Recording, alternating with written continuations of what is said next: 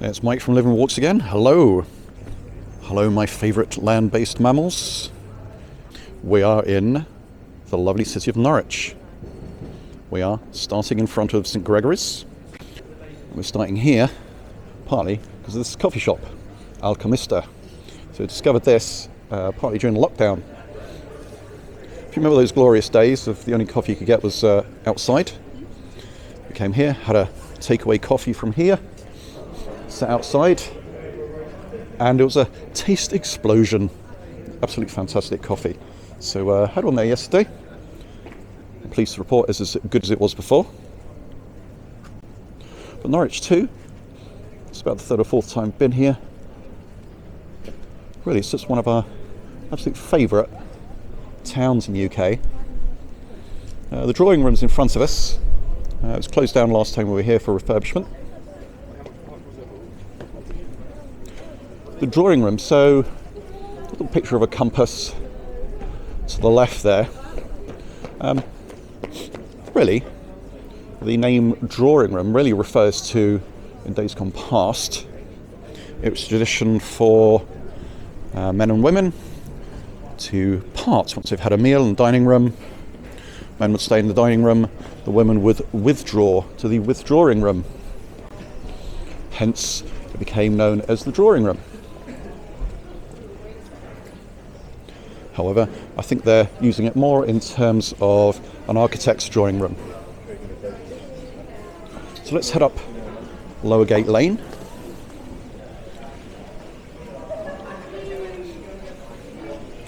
If you've been to Brighton, you've been around the lanes in Brighton, then you kind of know what to expect around here. There's lots of little lanes, all have that same feel. Independent coffee shops, boutiques.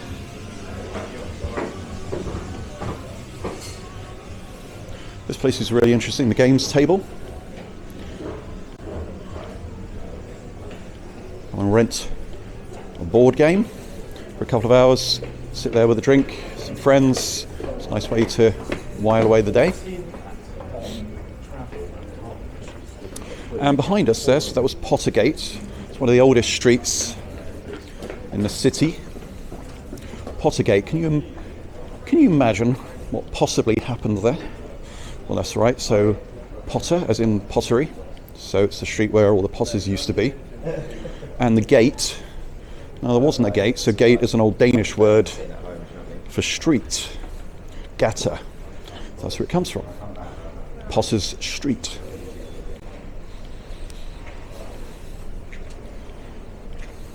Now, just overhead, you can see the tops of the market. We're not going there yet. We're going to save that for later. We're going to pop down here and just past the Guildhall on our right. So this Guildhall was let's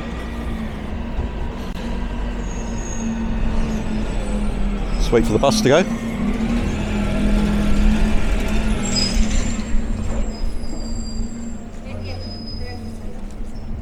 So the Guildhall was finished in 1413, probably one of the largest of its kind in the country. In fact, Norwich used to be Britain's second biggest city. And so this was the town hall for a very long time. It was also a jail. Now, Christian martyr Thomas Bilney, he was kept here in the dungeon until his fate was sealed. Now imagine, Christian martyr, what would your fate be? People don't approve of your beliefs. Were you tied to a tree and had your gonads tickled? No, not at all. Were rude words hurled at you? No. As you see here, execution by burning at Lollard's Pit. Not a nice way to go.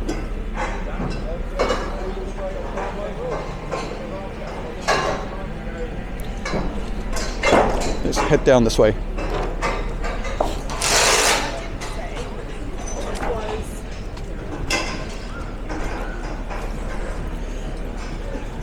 So we're in Norwich. Where does Norwich get its name? It gets its name from North Wick. Okay, so a wick actually meant port. So the River Wensum here, there was a port here. It's the North Port. I'm going to show you this weird building here. Sigs and Papers.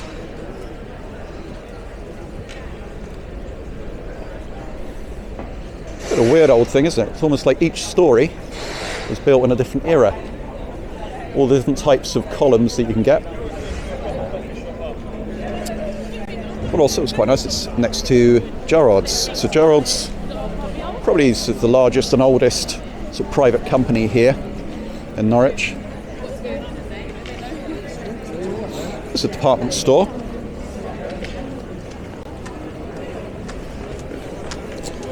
But what we often miss, I think, walking around the UK high streets, see the shops underneath, which are all pretty much meh.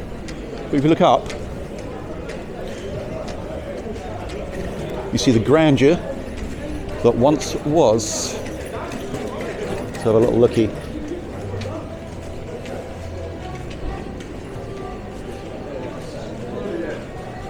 You basically got to leave the square around.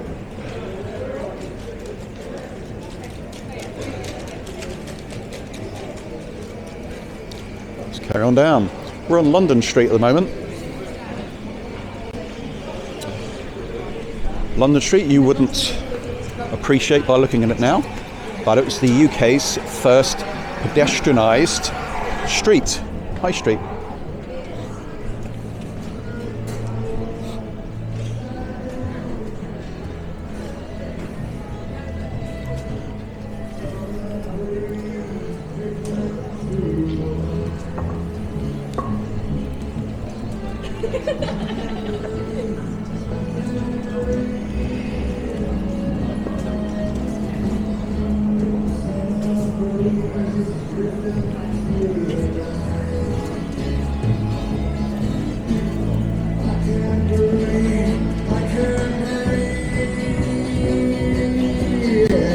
Got the ivy overhead. Thank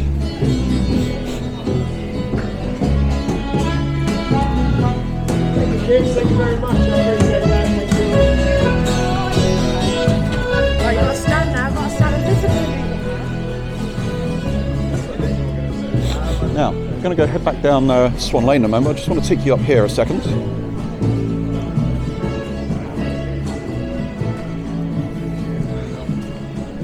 To show you a pub called the Wild Man.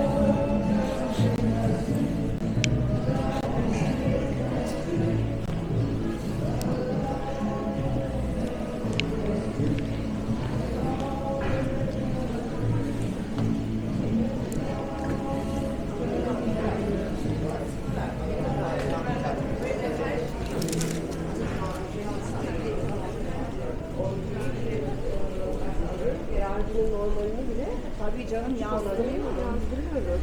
Şeyi garajın plus alıyoruz. Onu da öbürü de yazılıyoruz. Normal garajları da yapıyoruz.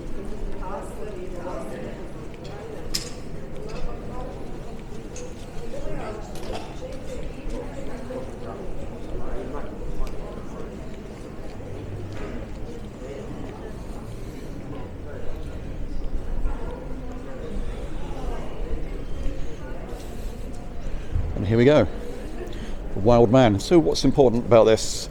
Well, it's kind of interesting really. So it gets its name from Peter the Wild Boy. Okay, so he was a feral child that was found, I guess, out in the woods near Hanover. And he made his way somehow to the UK, and he was kept by King George I, really as a curiosity. Anyway, at some point, Peter found his way to Norwich, where he was picked up, he was arrested, and he was kept in the Bridewell, which is going to pass down here. So this Bridewell Alley.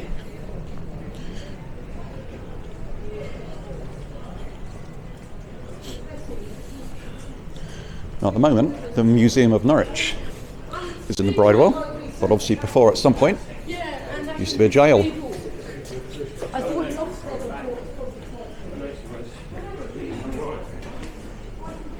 I suppose having a wild feral boy as curiosity in the house is Probably a little bit more interesting than having, you know, a terrapin or a canary. Also, interestingly, so Norwich City football team is often referred to as the Canaries. Do you know why? I do. I know why. Okay, so the reason was Norwich was very famous for wool, the wool industry. And I think in the 1500s, a lot of weavers came over from Holland and Belgium, and they brought with them their canaries, as you do. And as they settled here, they took up the hobby of breeding those canaries. In fact, Norwich became quite famous for its canaries.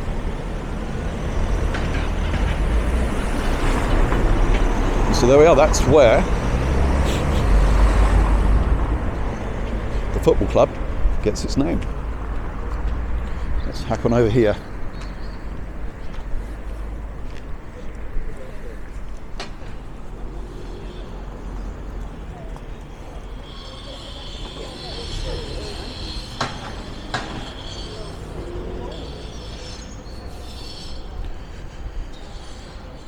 So we find ourselves in front of yet another church that is not being used as a church. So St Gregory's, where we started, that's being used as an antique shop. And the halls here, which used to be St Andrew's, is now being used as an events venue. Let's have a little wander down here. So in the Middle Ages, there were quite a lot of churches here, 58 in total. It's down to 31 now, and most of them, I guess, well, a lot of them anyway, aren't being used as churches anymore.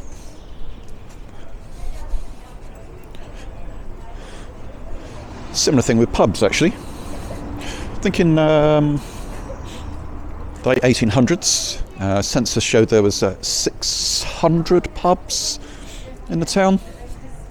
I think recently now you're looking at probably 130. Why did they disappear? Well, there was a new licensing act in 1904. World War II came along with lots of bombing. And also there was slum clearance. So a lot of the slums went, and of course other buildings too. A lot of pubs. Right, King Street didn't fare too well. They used to have 58 pubs on King Street. There's now one. It's in fact now called the Last Pub Standing. We're going to take a little detour through there in a minute, but I'm just going to take you down to the river.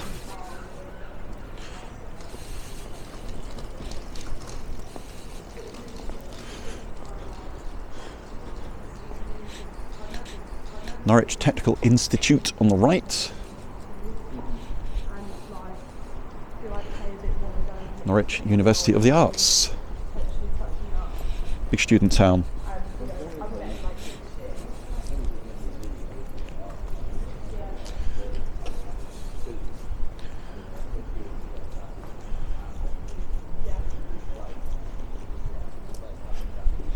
And just across the bridge over there is the Playhouse. We're not going to go there today.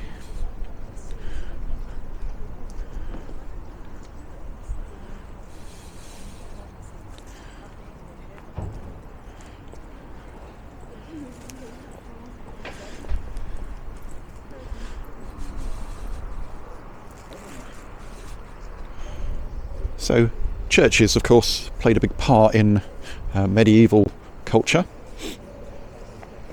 Not only just because that's where all the power was, but also churches provided hospitals and care.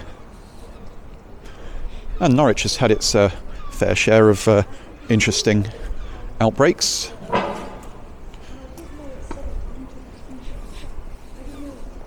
So there used to be 6 leper hostels here. So yeah, we had leprosy in the UK.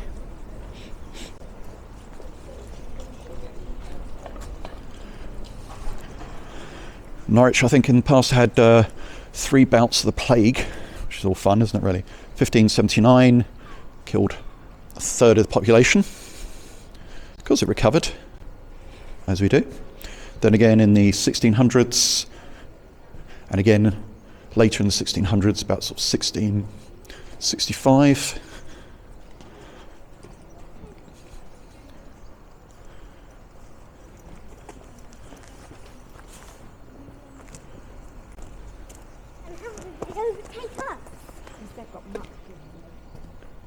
This is the old ruins of an old friary.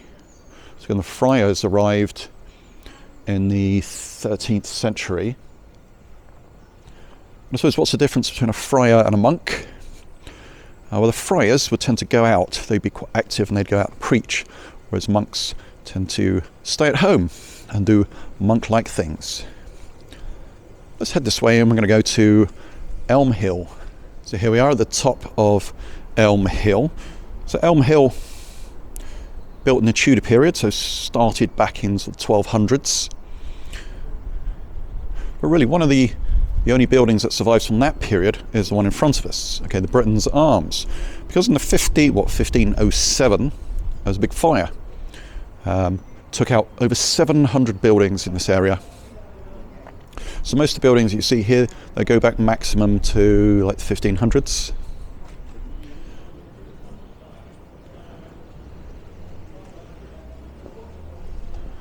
If you're wondering where Elm Hill gets its name, well, it gets its name from the elm tree that used to be here. The one in front of us now, that's not an elm tree. Because of the joy of Dutch elm disease, it was removed.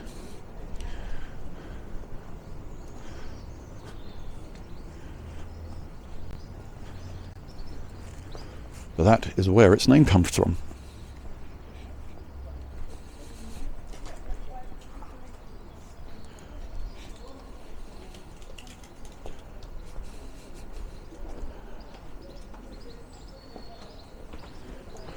You see over on the left, it says Crown Court Yard and it says not adopted. What does not adopted mean? We're going to see that in a few other places. It simply means that it's an alleyway or road that simply hasn't been adopted by the local council, which means they go, whoa, it's nothing to do with me, deal with it yourself. So they don't maintain it or anything.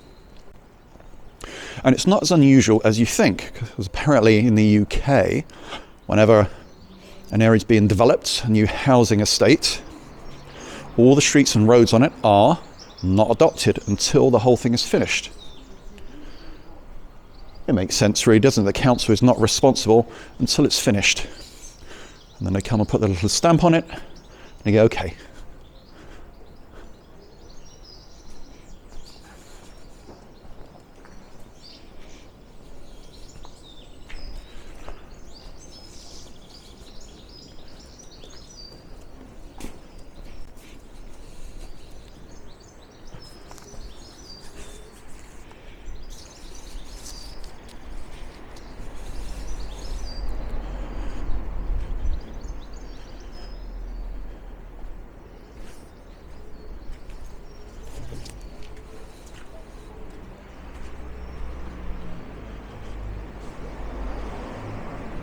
Talked a little bit about its history, talked about the Danish influence here, as in the word gate or gata. So the Danes arrived in 1004. And how did they arrive? Did they turn up and go, hello, anyone fancy a cup of coffee? By the way, there we are, Flowers Court over there, also not adopted. Now we know what that means. Yeah, so the Danes. Did they turn up and say, go a Scrabble, anybody? I want to go for a little country walk? No. They ransacked the city and razed it to the ground. 1004.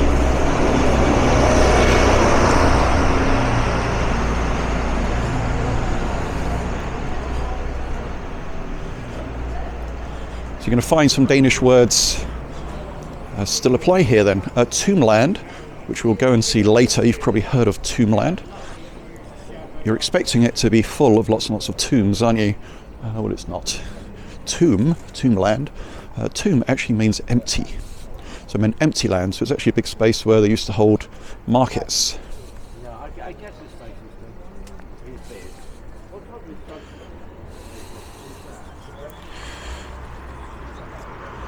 What a lovely sunny day it is. We're on this beautiful bridge called Thigh Bridge. Seems so pleasant, so innocent, doesn't it? Of course you know it isn't, don't you? So there used to be a wooden bridge here before, but I think this has been here, I don't know, probably the 1500s. But people used to come here and have fun. So what they used to do is, of course, part of the witch trials in Britain, people used to be tried here. So this is the site of the ducking stall. What was the ducking stall? You probably know.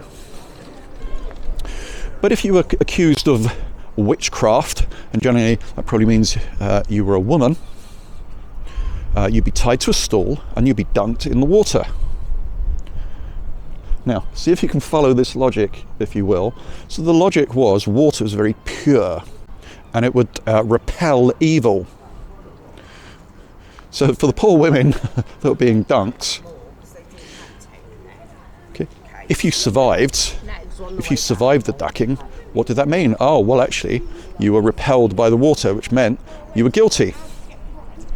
What happened then? Well, probably be carted off for some other awful treatment. Now, of course, if you weren't repelled by the water and you stayed under and you died, oh, well, you were innocent.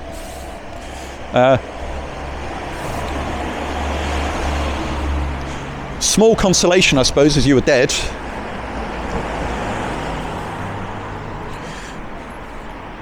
But that was the warped thinking in those days.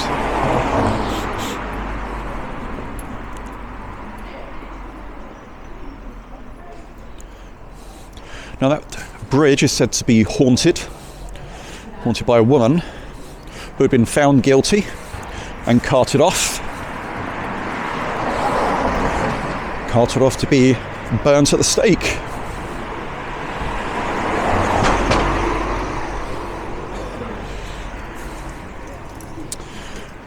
And apparently, you might see her one day dressed in rags. If you do, she might ask you to help her. She might help you to bend down and pick up a bundled kindling. This is the kindling that she had to carry to light her own fire where she was burnt.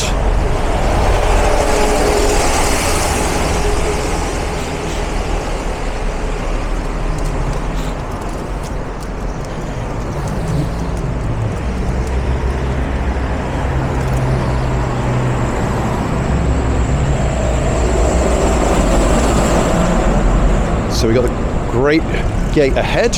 It's going to take us into Norwich Cathedral and get away from some of the street noise.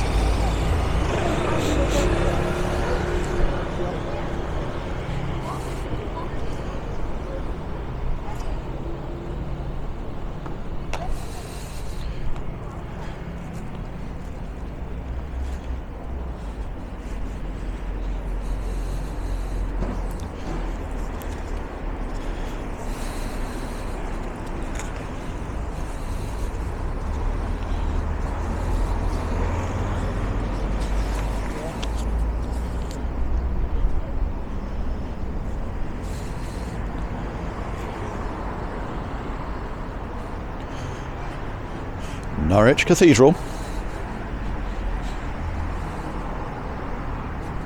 So like anywhere half pretty in the UK, anything that's a little bit old, it's featured in Harry Potter films. Of course it has. It is huge. It's a huge cathedral. It's second largest in this country. Only Salisbury Cathedral is bigger. You can go in there. The cloisters are particularly nice to have a wander around. But I'm going to take us around this way.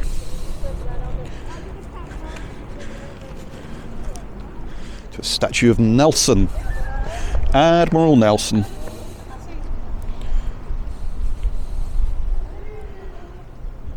So Nelson, we could say, was probably Britain's greatest naval commander.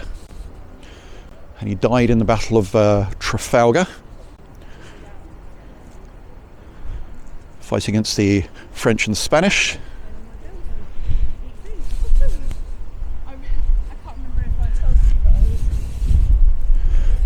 Supposedly, his last words, maybe to his next in command, were "Kiss me hardy." I'm not sure if that's true. Maybe he was saying kismet. Hardy kismet as in fate. Actually, no one's around who was there at the battle, so we don't know. What is interesting, though, is to transport his body back to UK territory to Gibraltar, he was dumped in a barrel of brandy. That was to keep him from rotting.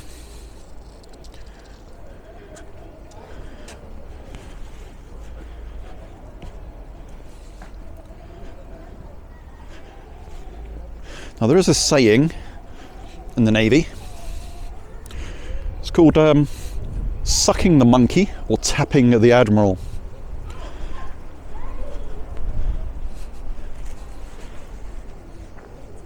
And rumour goes back to this time, because when the body was being shipped back in the barrel of brandy, it's rumoured that some of the sailors drilled a little hole in the flask or the cask, put a little straw through, and would drink the brandy. Indeed, perhaps when the body was brought ashore, Gibraltar, all the brandy had disappeared. Don't know if that's true. I've also heard a different variation, by the way, on that story, which was it was actually Madeiran wine that was used. We heard that in Madeira, surprisingly.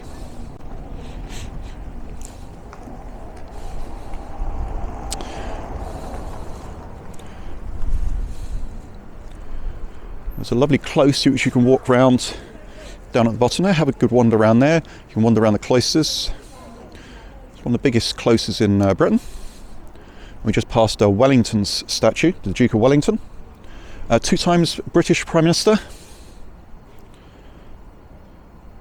He defeated Napoleon at Waterloo, and he ended the Napoleonic Wars, which I guess is a good thing for us anyway. And we're walking through Ethelbert Gate right now. So this has a bit of a history. So it's built to replace a church, St Ethelbert, that was burnt. So what happened in 1272, so this area here, Tombland, and remember I mentioned what that meant earlier. Tombland was the site also of an annual fair. Things got a little bit out of hand between monks and the local people. Several citizens got killed.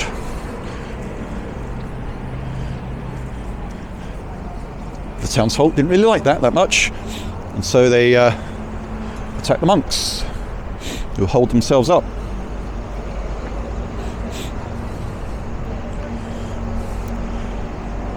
The citizens burnt the cathedral, and they burnt St Ethelbert's church. Finally, King Henry III intervened. He said, "Come on, boys, chill out. You've got to make reparations." Part of the reparations were that the city had to pay for that grand gate to replace the church. Oh, and also they had to take 30 ringleaders, and they were all sentenced to death, probably in some suitably gruesome manner. Tombland, or empty land.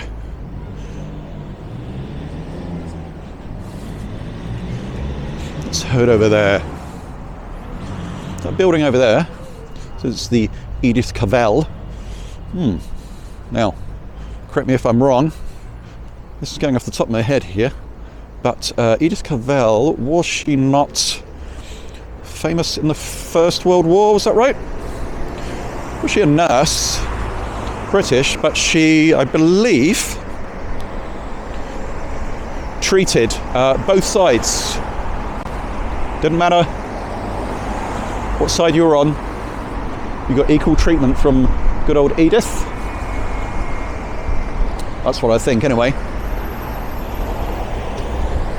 I'm sure you good folk can tell me otherwise. Oh, Maid's Head Hotel. I suppose I should point that out too. I think that is supposedly the oldest hotel in Norwich. Maybe even the country. If it's not the country, I might scrub that bit out. Now follow me this way. See Tombland? It says up there. Let's come up here.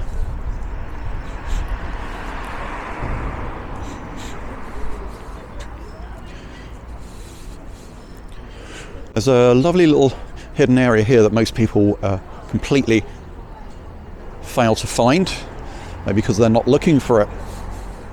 I'm going to show you.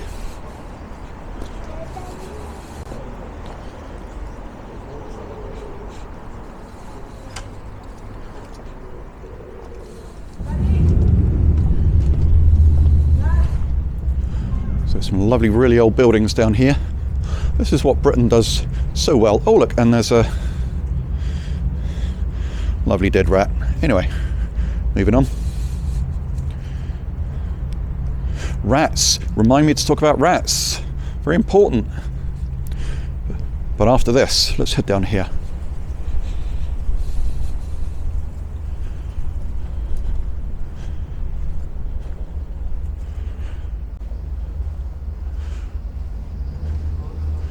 Ye olde close. Well, in fact, just behind us, in the window there, ye olde cat flap.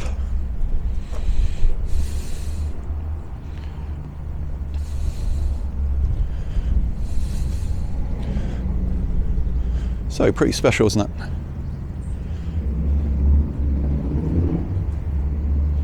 Where the buildings on the left have warped over the years. You look up in front. It's a little doorway to nowhere. I don't see that opening anyway, on a slant like that.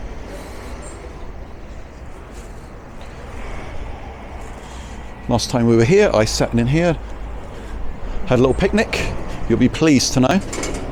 And yes, I was completely satisfied.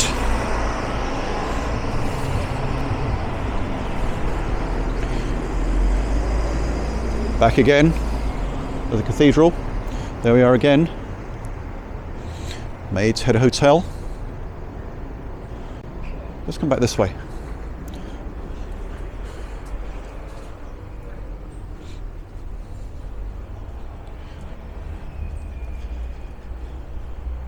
Rats. Oh yes, I was going to talk about rats, wasn't I? So there we are. That was one of the reasons also why the Guild Hall is not used anymore. One, they decided it was a bit small, a bit pokey, and so they built a rather larger one. Again, actually that is a monster in scale, which we'll see later. But also one of the other reasons was it was just infested with rats.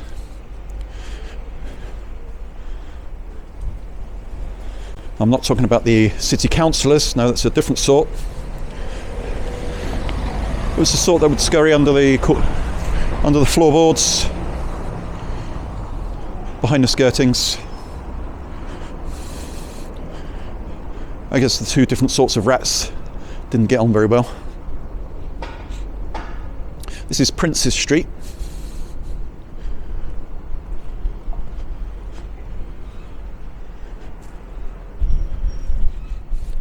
If you come up here, there's a little thing on the pavement I'm going to show you.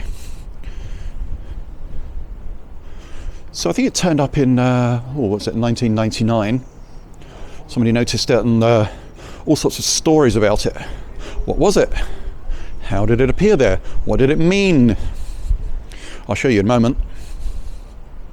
Hope I haven't built it up too much. I think it's quite interesting.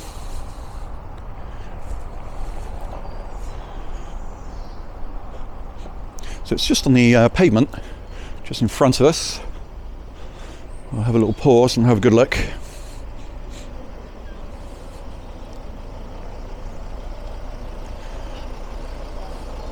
So it's just here, there's Elm Hill.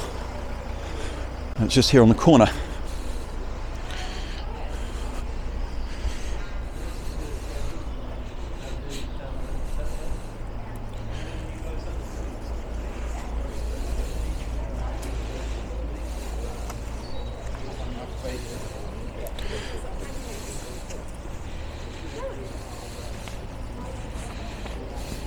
And I don't know if you can see that.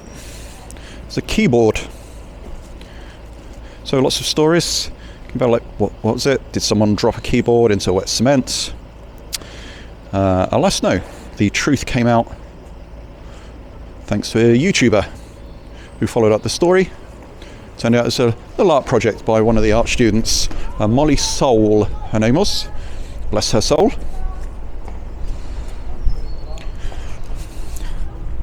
But there's nothing like a little mystery, is there, to keep you on your toes?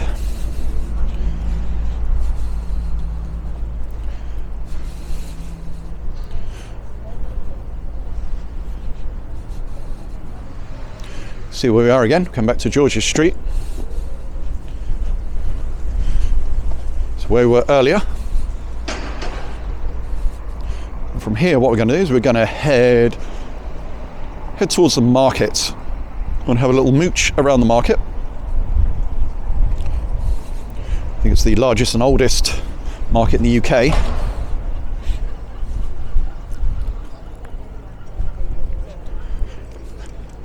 And the sun has come out for us. How nice.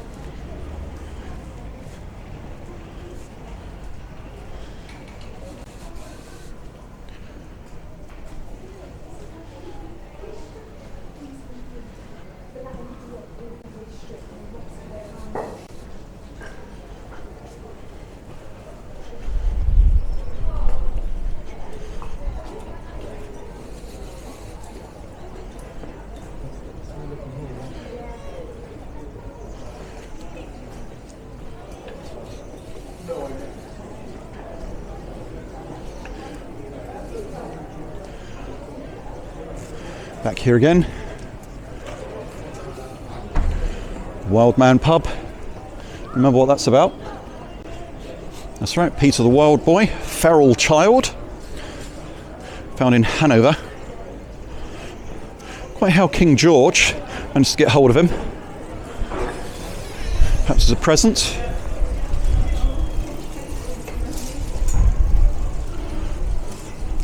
Kind of curious to find out what he was actually doing with him. What do you do with a feral child? Don't know really.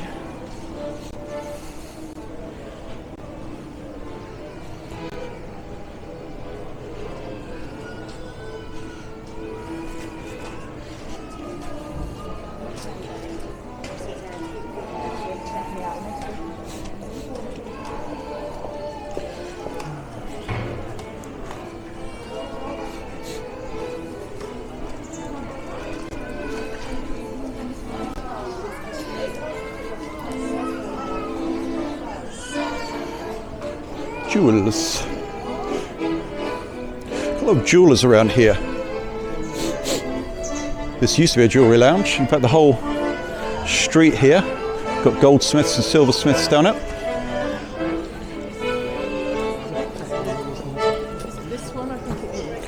Harking back to days gone by when we'd find shops all of a similar trade on the same street. So obviously we had Potter's Gate. We also had we have Fisher's Gate here. Can you guess what happened there? Absolutely. Now we're heading back into the square and we'll have a look at the market.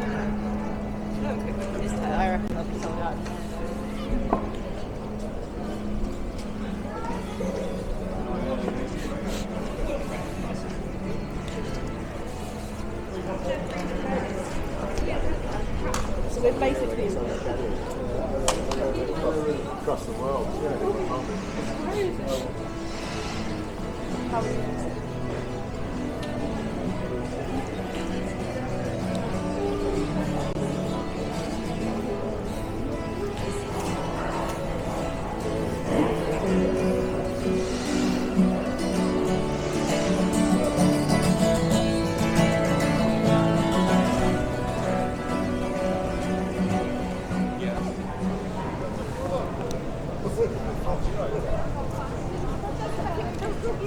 Obviously, one of the things that Norwich is really for is obviously one of the things that Norwich is really famous for is the market.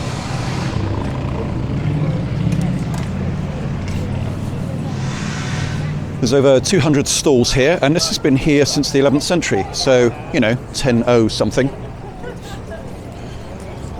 So that means it's been continuously running for over 900 years. Of course, obviously, people go home at night, etc., and they have weekends off occasionally. So it's not 24 hours. But 900 years, a lot of staying power, isn't it? Behind it is the City Hall. Should we have a little wander through, and I'll show you that as well.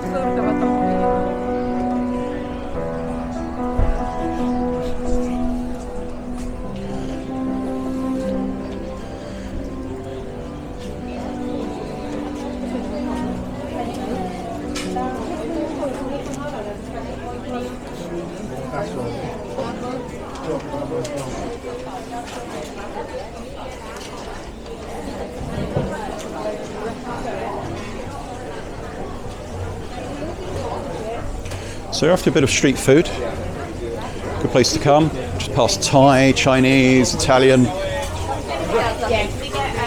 burgers, all traditional British stuff naturally.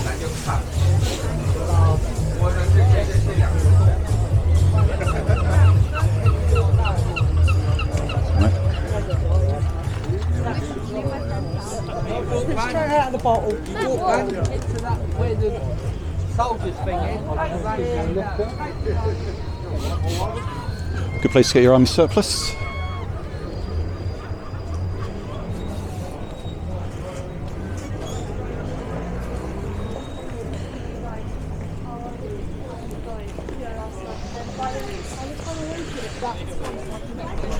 So I think that's the new City Hall that replaced the Guild Hall. That was built in 1938. It's big, one of the largest in the country naturally. Got some nice bronze lions in the front. I suppose one of its most famous features is that balcony. If you watch some of our videos, balconies have appeared more than once. That one's quite a long one, that's supposedly 200 foot. Those are one of the longest ones in the country, if not Europe.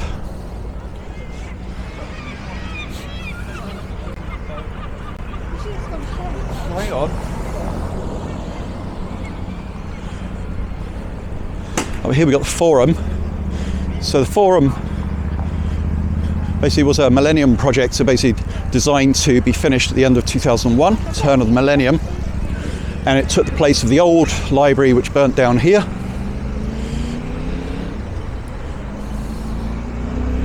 It's a community space, so the bulk of it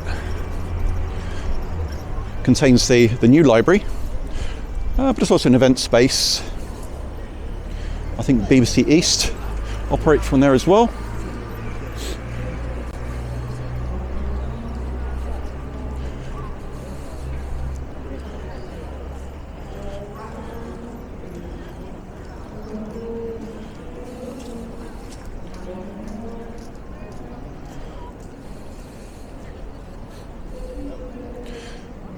So, we're going to head towards the castle, which is where we're going to finish. As we do,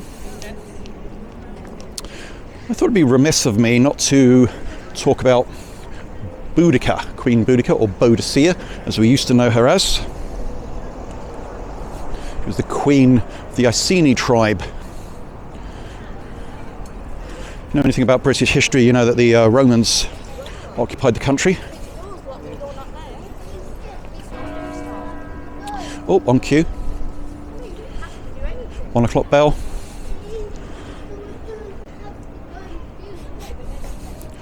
So the Romans had conquered Britain, pretty much all of it, by about AD 40, 43. And they left Prasutagus basically in charge to rule the area. Now, when it came to him dying, he decided, rather against the Romans' wishes, to leave half the kingdom to the Romans and half to Boudicca. Romans didn't like that very much. And they said, right, okay, we're going to take over the whole thing. And just to make their point, they stripped and flogged Boudicca, and they violated her young children. Wasn't very happy at that. Boudicca led a revolution. And, well, it's a tale really of the uprising of, you know, the Celtic people really in this country.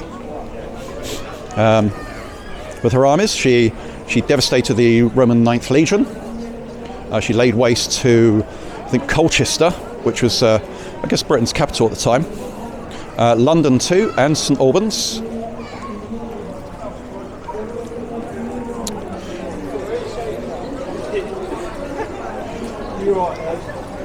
She was defeated in the end, but rather than be taken captive, story says that she decided to poison herself.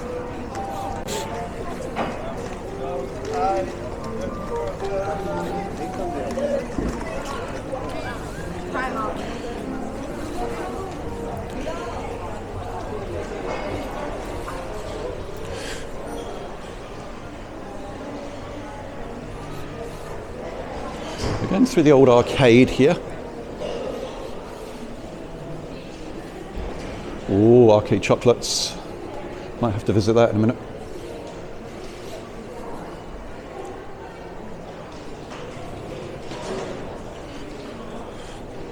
Have a look up.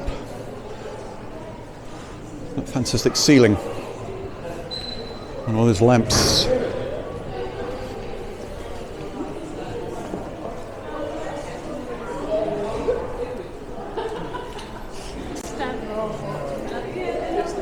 So how is Britain faring these days? I think we might do another walk on that, you know. What is it like to be British? And would I recommend that you come and live in Britain? We've done some walks on a lot of other countries, haven't we? What's it like to live in Madeira, in the Canary Islands? What is it like to live in Britain? Is it to be recommended? I think we will do a walk on that. It should be quite revealing from someone who's obviously lived here most of their life, someone who is British.